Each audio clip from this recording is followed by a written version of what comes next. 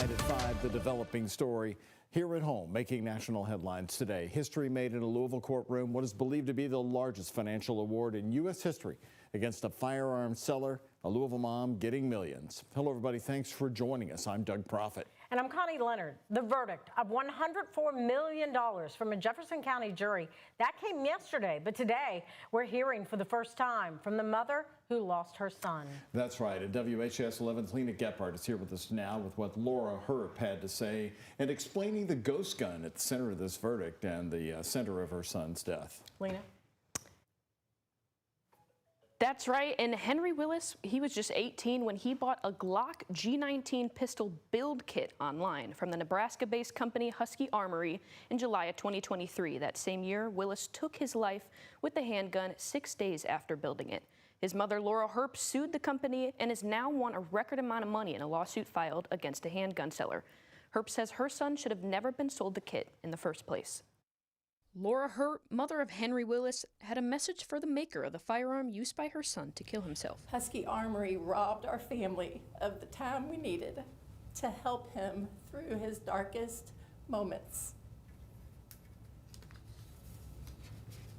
I firmly believe my son would be alive today if Husky Armory had sold him that ghost gun. Herp suing the Nebraska-based company Husky Armory and its parent company, Up North Media, for negligence over a ghost gun. The lawsuit saying Willis used the handgun he built from the kit to take his own life on July 30th, 2023. He had a creative, curious mind, and people were naturally drawn to him.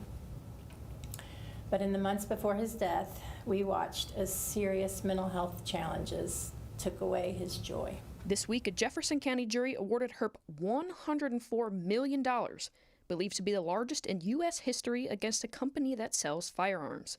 Ted Thomas at Thomas Law Offices. This case is not about lawful gun ownership. This was an illegal gun sale that the company chose to make for profit. We asked this jury to send a message beyond the courtroom, and they did. Henry's mom explained her disbelief and horror after learning how Henry got the weapon. I found the order confirmation in Henry's email. I looked through his call logs and his bank statements. No parent should ever have to piece together how their child died by tracing illegal online gun sales. Prosecutors insist a licensed gun dealer would not have likely sold Willis a gun since he showed signs of mental distress. I just wish I could have had more time with Henry to help him heal. While we reached out to Husky Armory for a comment, the prosecution team says the sellers were never in court, and court documents show no one was representing Husky Armory ever spoke in court. While Herp is grateful the jury chose to rule in their favor, she says no gun seller should make sales to people like her son. Lena, thank you very much. Well, we want to explain more now. What exactly is a ghost gun? Ghost guns are do-it-yourself homemade guns produced with simple building blocks available online. A ghost gun is typically a privately made firearm sold to consumers, then assembled at home. Now, the key component is an unfinished lower receiver, which federal rules have not classified as a firearm, meaning it can typically be bought without a background check or a serial number.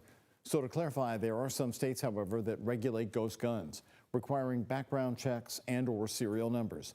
Kentucky and Indiana do not regulate them. According to the Everytown gun law rankings, 17 states have passed laws to regulate them. More recently, New York State now requires serial numbers and background checks for component parts, and all ghost guns must be reported to officials. Other states, like Colorado, Washington, and Hawaii, require background checks and serial numbers and ban 3D printed ghost guns as well. And as always, here on WHAS 11, we pass along this important reminder. Help is always there for you if you or someone you know is struggling. And remember that the Suicide Prevention Hotline is available around the clock. It's easy to reach by calling or texting 988.